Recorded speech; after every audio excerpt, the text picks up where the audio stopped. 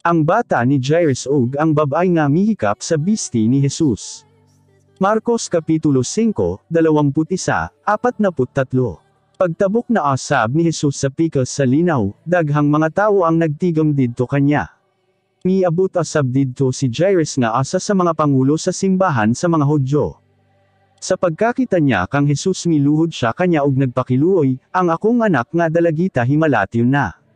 Kon mahimo adtoy siya didto sa balay ug ipandong ang imong kamot kanya aron mamaayo siya ug mabuhi. Buo sa miuban si Jesus kanya.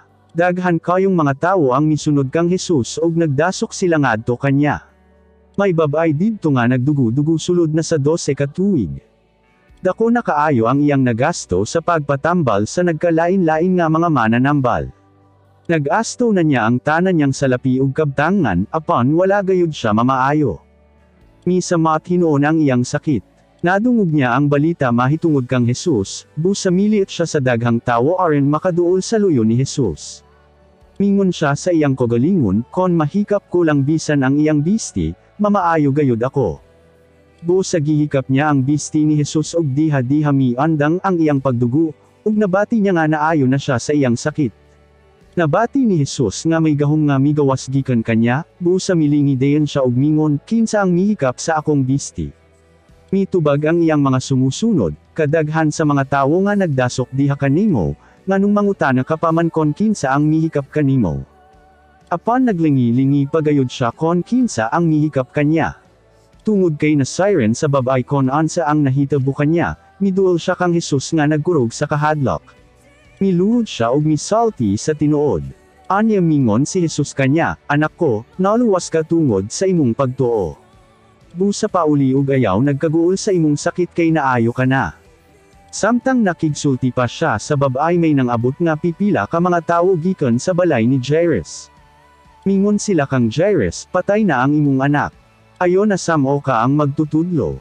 Apan wala magtagad si Jesus sa ilang giingon. Mingon siya kang Jairus, ayo kahadlok. Tuo lang. Busa mipadayon sila. Apan wala siya'y gipaoban gawas kang Pedro ug ang magsuon nga si Santiago ug si Juan. Sa pag-abot nila didto sa balay ni Jairus nakita ni Jesus nga nagkaguliyang ang mga tawo. Ug may nanghilak ug nagminatay. Misulod sila sa balay ug mingon siya sa mga tawo, nganong nagkaguliyang ug nanghilak man kamo. Wala mamatay ang bata, kondili natulog lang siya. Kikatawan nila si Jesus.